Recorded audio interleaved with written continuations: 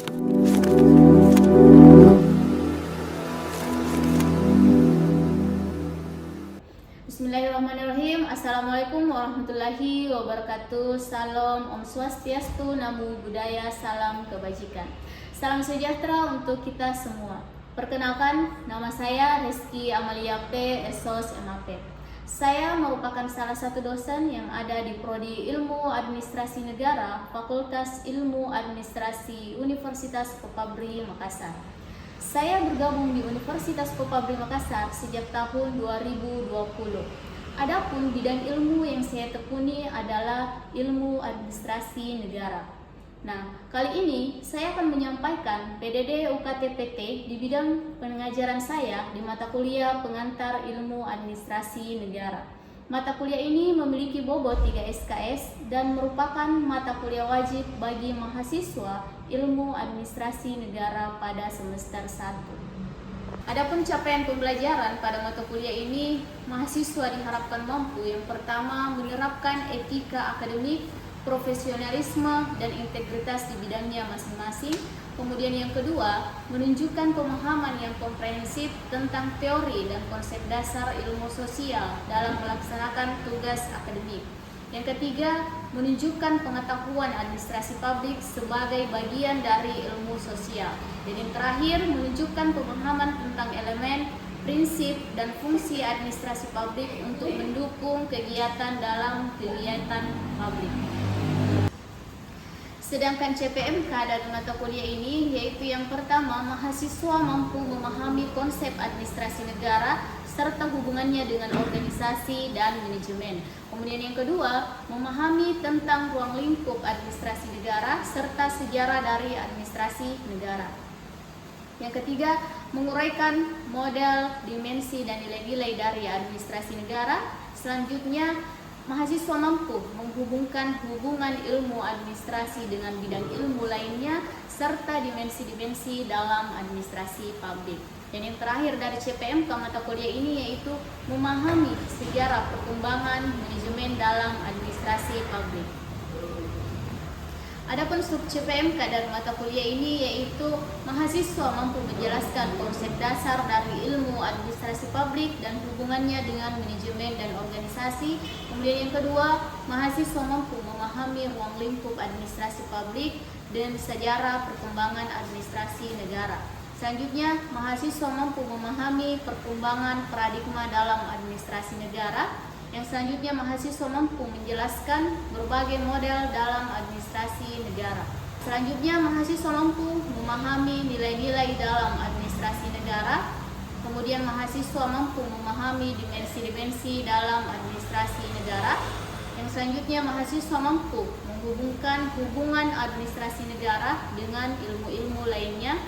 Dan selanjutnya yaitu mahasiswa mampu memahami sejarah perkembangan manajemen dalam ilmu administrasi negara. Dan kemudian selanjutnya yaitu mahasiswa mampu menganalisis kasus perubahan paradigma administrasi negara. Dan sub CPMK terakhir dari mata kuliah ini yaitu mahasiswa mampu menjelaskan reformasi administrasi negara di Indonesia. Adapun metode pembelajaran yang digunakan yaitu ceramah, diskusi, brainstorming, student center learning yang secara interaktif dua arah. Nah, setiap pembelajaran dengan asinkronus dan sinkronus ada tatap muka langsung ataupun melalui Zoom meeting. Selanjutnya, setiap mahasiswa akan melakukan seminar dengan materi yang diberikan. Seminar ini dilakukan dengan tanya jawab baik antara dosen dengan mahasiswa ataupun dosen dengan penyaji dan mahasiswa dengan penyaji. Mata kuliah ini terdiri dari 16 pertemuan, diantaranya pertemuan ke-8 ada ujian tengah semester dan pada pertemuan ke-16 merupakan ujian akhir semester. Adapun mengenai bagaimana cara saya dalam menyampaikan materi pada perkuliahan pengantar ilmu administrasi negara akan saya sampaikan dalam teaching di akhir video ini. Nah, kemudian selanjutnya adapun assessment pada mata kuliah pengantar ilmu administrasi negara yakni 10% kehadiran, 15% tugas, 25% ujian tengah semester, dan 40% ujian akhir semester. Diharapkan pada pertemuan kedua ini mahasiswa dapat memahami pengertian pokok dari ilmu administrasi negara serta hubungan administrasi dengan manajemen dan organisasi. Adapun kegiatan pembelajaran pada pertemuan kedua ini dibagi menjadi 3, yakni pendahuluan, penyajian, kemudian yang terakhir penutup. Nah, pada bagian pendahuluan, dosen akan membuka dengan salam dan melakukan review pada pertemuan sebelumnya, serta menjelaskan RPS pada pertemuan yang akan dilakukan. Pada bagian penyajian, dosen akan menjelaskan pengertian dan konsep dari administrasi publik serta hubungannya dengan manajemen dan organisasi. Pada akhir sesi penutup, diharapkan adanya interaksi antara dosen dan mahasiswa yang dilakukan melalui sesi tanya jawab dan diskusi ketika terdapat mahasiswa yang belum paham dari apa yang telah dijelaskan. Untuk selanjutnya, mari kita simak bagaimana saya membawakan materi pengantar ilmu administrasi negara pada pertemuan kedua. Terima kasih. Assalamualaikum warahmatullahi wabarakatuh. Bismillahirrahmanirrahim. Assalamualaikum warahmatullahi wabarakatuh. Waalaikumsalam warahmatullahi wabarakatuh. Bagaimana kabarnya semua hari ini? Alhamdulillah. Baik, guru. Sudah makan siang? Siap. Berarti Sudah. tidak ada alasannya untuk tidak semangat untuk mengikuti perkuliahan kita hari ini. Nah, oke, teman-teman mungkin bersyukur kita panjatkan kepada Allah Subhanahu wa taala karena berkat rahmat dan kesehatannya yang diberikan kepada kita sehingga kita masih diberikan kesempatan untuk bertemu di pertemuan kedua mata kuliah pengantar ilmu administrasi negara. Kemudian mungkin sebelum kita memulai, alangkah baiknya kita berdoa dulu. Mungkin kita berdoa sesuai dengan kepercayaan kita masing-masing. Doa dimulai.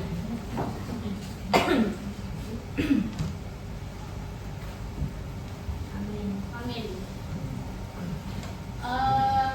Sudah semua absen di LMS? Sudah. Terus materinya sudah di-download semalam?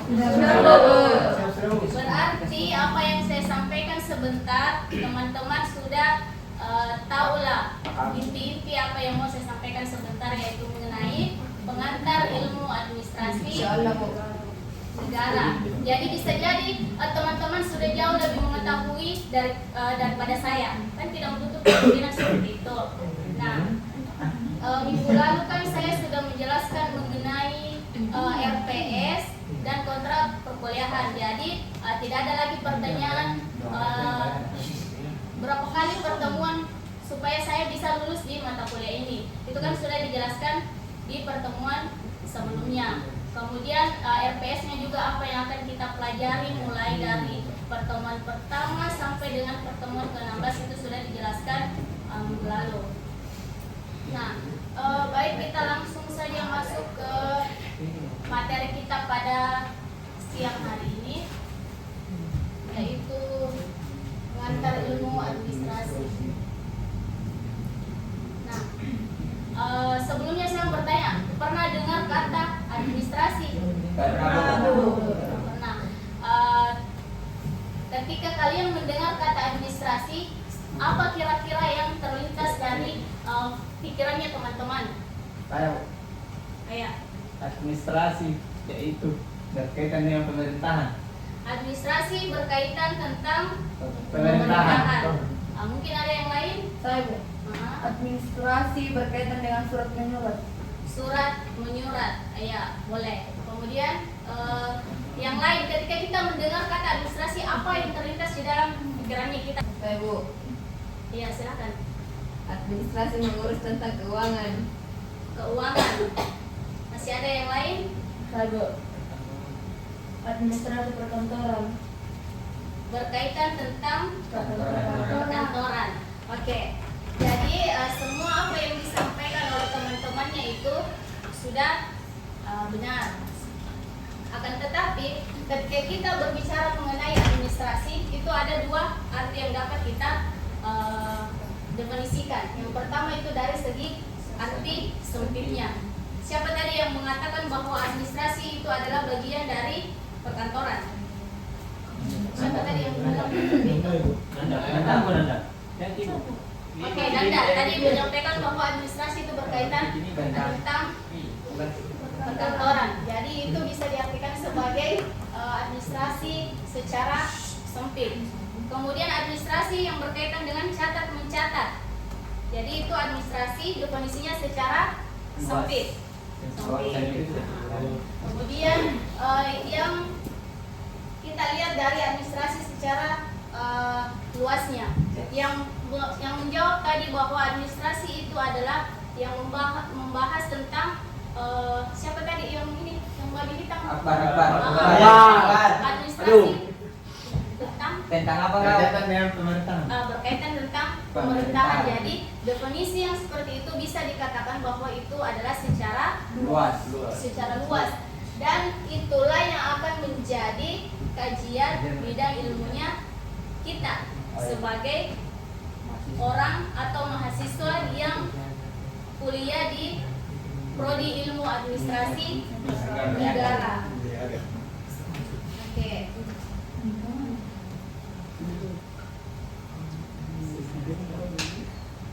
Nah ini, kalau kita membahas secara sempit, maksudnya kita bicara dari mana sih sebenarnya berasal dari kata mana itu administrasi. Nah, administrasi berasal dari bahasa Belanda yang artinya meliputi kegiatan catat mencatat, surat menyurat, pembukuan, dan lain-lain sebagainya.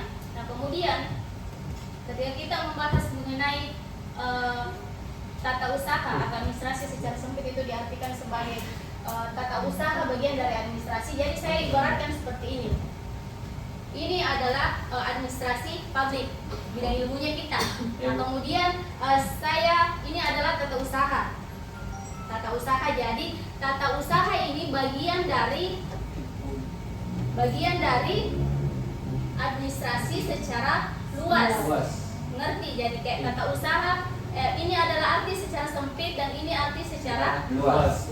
Jadi tata usaha itu tidak bisa disebut sebagai administrasi publik. Tapi tata usaha ketika dia masuk ke sini maka dia mencampur semua definisi dari administrasi publik. Oke, mengerti sampai sini? Ya, Bu. Oke, kita lanjut.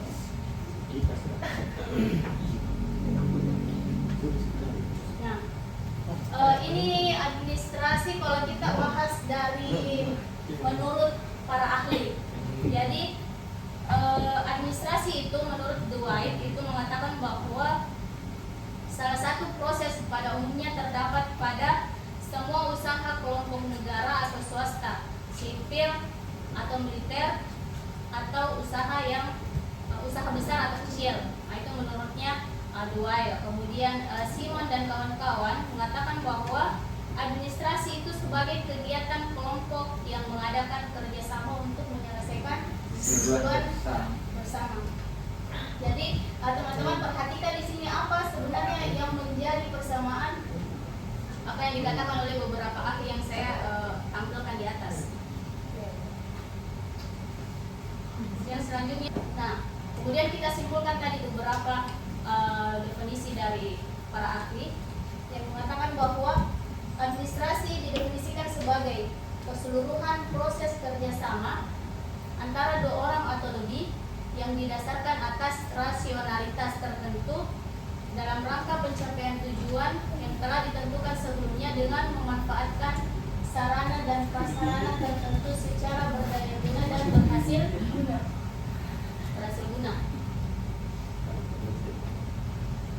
Nah, ciri-ciri administrasi itu kira-kira apa? Ciri-cirinya administrasi. Bicara saja, tidak maksudnya ada kelompok manusia, betul. Karena ketika ada kelompok hewan itu bukan administrasi, tidak. Adanya kelompok manusia. Tapi kalau hanya satu manusia itu kelompok atau bukan? Bukan. Tidak dapat dikatakan sebagai administrasi. Tapi lebih dari dua orang. Kemudian adanya kerjasama dari Kelompok tersebut. Kemudian yang ketiga adanya kegiatan atau Proses usaha. proses. Misalnya begini, kalau di sini kita hanya berkumpul saja, diam-diam, tidak ada tujuan, tidak ada komunikasi dan lain-lain, itu tidak dapat dikatakan sebagai administrasi. Kemudian selanjutnya adanya Bimbingan. bimbingan. Terakhir ada Tujuan. tujuan.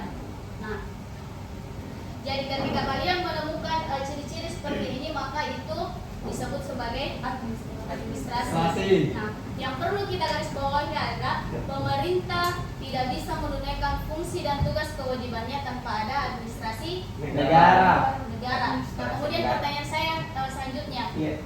ketika Akbar, Fahrul, kemudian siapa namanya yang di belakang?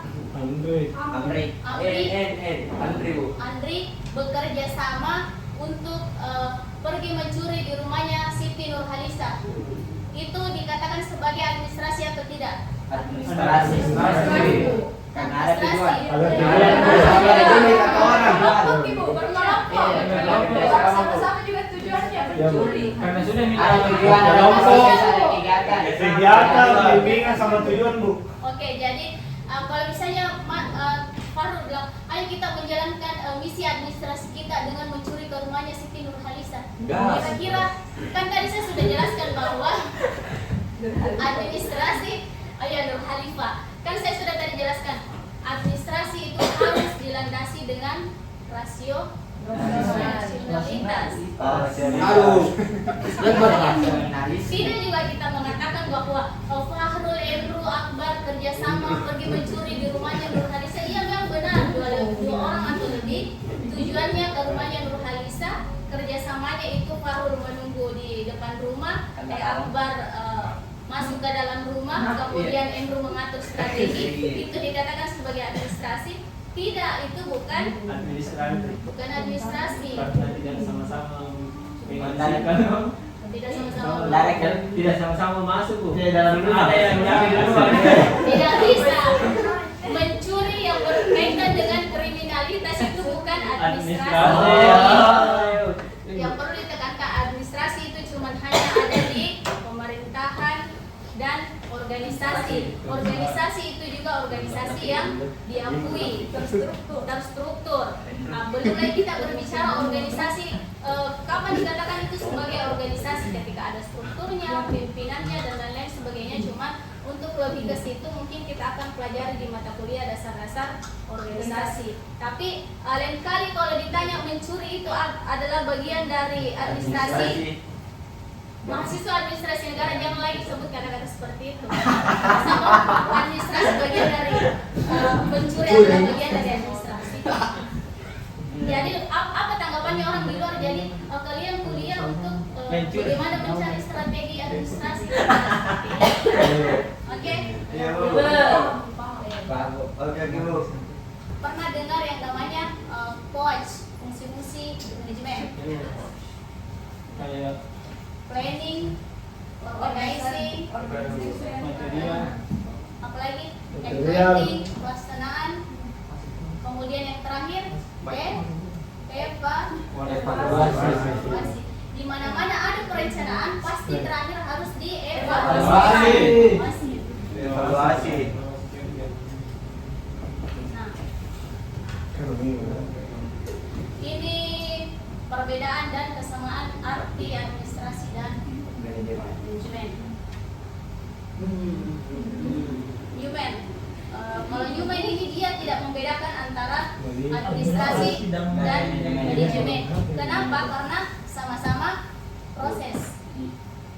Nah, Dimo mengatakan bahwa administrasi atau manajemen adalah suatu pendekatan yang terencana terhadap pemecahan semua masalah yang kebanyakan terdapat pada setiap individu atau kelompok, baik negara ataupun swasta. Nah, ini kira-kira coba kita lihat sama-sama. Kira-kira di nomor 1 ini apa di situ yang paling luas? mungkin organisasi administrasi. Kan tadi sudah dijelaskan bahwa yang paling luas itu Administrasi. Kemudian yang di nomor 2 apa kira-kira? Ya, organisasi. Yang ketiga, manajemen.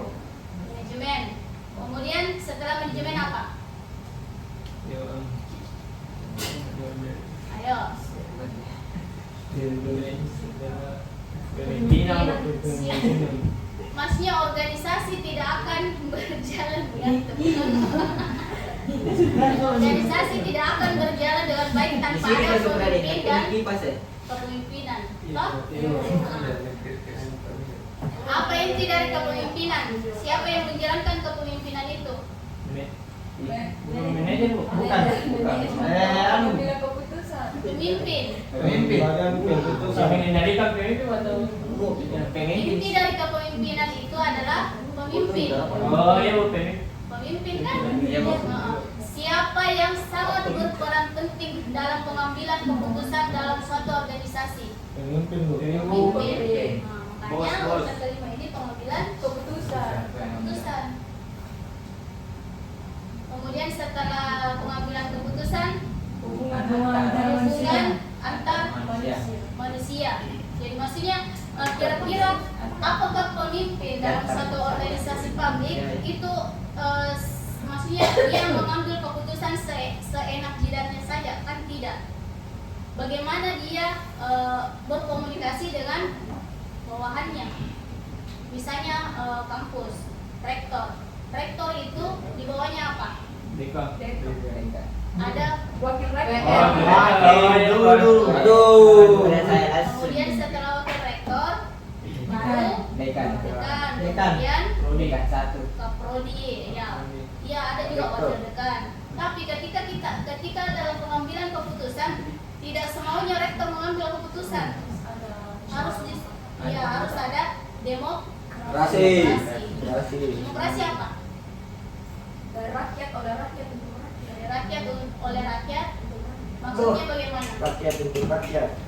Maksudnya Sama rakyat. pasti memberitahukan bawahnya supaya ikut tujuannya akan kita adakan itu bersama, karena tidak mungkin rektor itu dia tidak mengambil keputusan tanpa adanya sebuah kesepakatan bersama dari wakil rektor, staf, dosen atau kaprodi. Ya, betul. Jadi ini yang lingkaran yang saya tampilkan ini, ketika kalian sudah mengerti ini, saya yakin dan percaya kalian sudah mampu memahami sebenarnya apa itu administrasi. Karena meskipun kita sudah bahas mengenai organisasi, manajemen, meskipun ini dari ke-6 ini masing-masing ada mata kuliahnya. Ada public relation, ada mata kuliah itu kan, kemudian ada pengambilan keputusan, ada kepemimpinan, tapi saya yakin kalian sudah mengerti kenapa kita belajar pengambilan keputusan, kenapa kita harus belajar organisasi, karena memang ini saling berkaitan. Gitu. Sama. Oke, ada yang mau ditanyakan sebelum kita? Saya Bu, Ya, silakan. apa kajian kita sebagai ilmu administrasi dan nanti ketika lulus sebagai lulusan administrasi prospek kerjanya akan kemana? Iya. Sebelumnya saya tanya, kalian kuliah tujuannya apa? Dari ilmu. Cari ilmu. Cari pengalaman. Apalagi Jasa. kemudian saya tanya, kalian mengambil prodi ilmu administrasi kira-kira karena kenapa? Apakah mau jadi bidan? Tidak, ingin jadi pebisnis Tidak. Bu. Ataukah hanya Jadi salib. administrasi yang dengan jadi usaha sukses. Ya. Amin. amin. Amin. Amin, ya doakan maksudnya Amin. sama ada mereka Karyawan nomor nanti saya Langsung pak. aja kudu kembali. apa tadi, apa kajiannya dari administrasi? Jadi ketika kita berbicara mengenai administrasi itu berkaitan dengan manajemen sumber daya manusia. Kemudian yang kedua yaitu berkaitan dengan kebijakan publik. Kemudian yang ketiga pelayanan publik. Jadi nanti kita mau jadi apa kalau lulus dari administrasi? Jadi membuat kebijakan. Di mana nanti kita akan kerja? Di organisasi, di dinas-dinas juga boleh. Yang penting jangan bercita-cita untuk jadi dokter dan kemudian kuliah di administrasi. Tidak nyambung ya. Itu tidak nyambung. Ya. Kalau di rumah sakitnya bisa nih Bu. Bisa di rumah sakit bisa. Di banyak administrasi, Bu. Administrasi. Tapi sekarang ada Administrasi itu saya sampaikan kalau orang mengatakan jurusannya juga. kalau orang mengatakan apa sebenarnya pentingnya itu kalian mengambil dari administrasi, sampaikan kepada mereka dari sebelum belum jadi telinganya kalian masih di dalam perutnya ibunya pasti sudah berkaitan dengan Administrasi. sampai dengan kalian masuk di dalam kubur masih berkaitan dengan Saya tak. iya kan? Jadi belum tiada namanya Farud itu sudah berkaitan dengan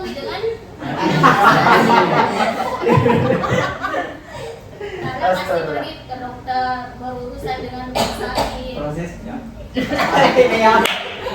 Kalau mengenai prosesnya itu ya tidak dimulai bukan Gaya magnetnya administrasi. dia baru untuk ya, Pak. Itu tadi kaitannya Sukses, administrasi secara sempit ya karena berkaitan dengan surat menyurat. Jadi kita memang dalam kehidupannya kita tidak bisa dilepaskan dari administrasi. Apa jadi mau enggak? Oke, mungkin itu saja. Tapi sebelumnya saya mau ada beberapa dari kalian untuk memberikan kesimpulan apa materi perkuliahan kita pada siang hari ini. Ya. Saya silakan. Saya mau. Iya, Pak. Apa? Jadi kesimpulan pada pertemuan hari ini adalah administrasi proses kerjasama antara dua orang atau lebih yang didasarkan atas rasionalitas tertentu dalam rangka pencapaian tujuan yang telah ditentukan sebelumnya dengan memanfaatkan sarana dan prasarana tertentu secara berdaya guna dan berhasil guna. Berarti pada intinya kerjasama antara dua orang atau lebih Bu. untuk mencapai Suatu tujuan. Pada tujuan. sekali lagi saya sampaikan jangan bilang kerjasama untuk mencuri itu Iya. adalah Bukan administrasi, Pak. Kamu kriminal itu. Oke. Kasih terus saya itu nama kampus kan. Kemudian kesimpulan yang lain ada lagi yang bisa? Oke, Cindy. Baik, jadi kesimpulan yang saya dapat petik atau yang saya dapat sampaikan kepada teman-teman sekalian tentang materi administrasi hari ini yaitu inti hubungan antara administrasi, organisasi dan manajemen adalah organisasi sebagai wadah dari kegiatan administrasi, sementara manajemen adalah salah satu aktivitas administrasi pada sebuah organisasi. Mungkin dari itu. Jadi tadi sini menyimpulkan hubungannya antara administrasi, manajemen dan organisasi. Jadi organisasi itu adalah wadahnya. Setiap organisasi pasti mempunyai tujuan. Siapa yang membuat tujuan itu adalah administrasi.